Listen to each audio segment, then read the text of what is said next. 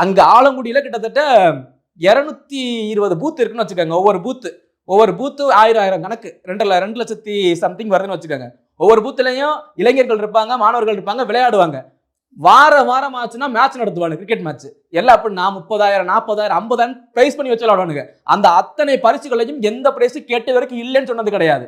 நானே நேரடியா பார்த்திருக்கேன். எந்த பரிசு தொகையும் பெறமாட்டேன்னு சொன்னது இல்லை. அவர்கிட்ட போயிட்டு இந்த மாதிரி இவ்வளவு பரிசு தொகை போட்டு மேட்ச் நடத்துறோம்னா உடனே பணத்தை வாரி இறங்கி கொடுக்குறாரு. இப்படி இருக்கும்போது இளைஞர்கள் ஓட்டும் இந்த நியூ ஓட்டர்ஸ் எப்படி வேற ஆளுக்கு போய் விழுகும்? விஜய் இங்க இருந்து குரல் கொடுத்தானா விழுகுமா? அவர் அந்த தொகுதிக்குள்ள எல்லாத்தையும் பண்ணி வச்சுட்டு உட்கார்ந்து இருக்காரு. ஆலங்குடி தொகுதி அவருடைய கட்டுப்பாட்டில் இருக்குதுங்க.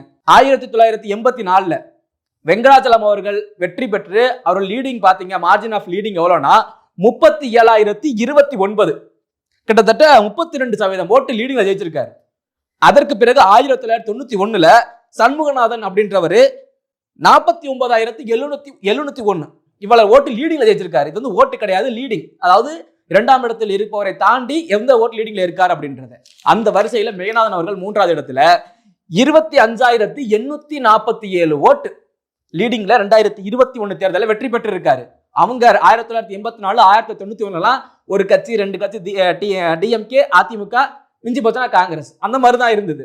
ஆனால் 2021 ADMK NTK AM AMMK M&M மக்கள் நீதி மையம் இப்படி பல கட்சிகள் பார்த்தா சுயேட்சை வேட்பாளர்கள் 2000-3000 ஓட்டை பிரிக்க இப்படி இருக்கும் சூழ்நிலையிலே 25,000 ஓட்டு ஜெயிச்சிருக்காரு. அப்படின்னா 2026 களமானது அவருக்கு வெற்றி வாய்ப்பை தரும் அப்படின்றதுல எந்த ஒரு ஐயமும் கிடையாது.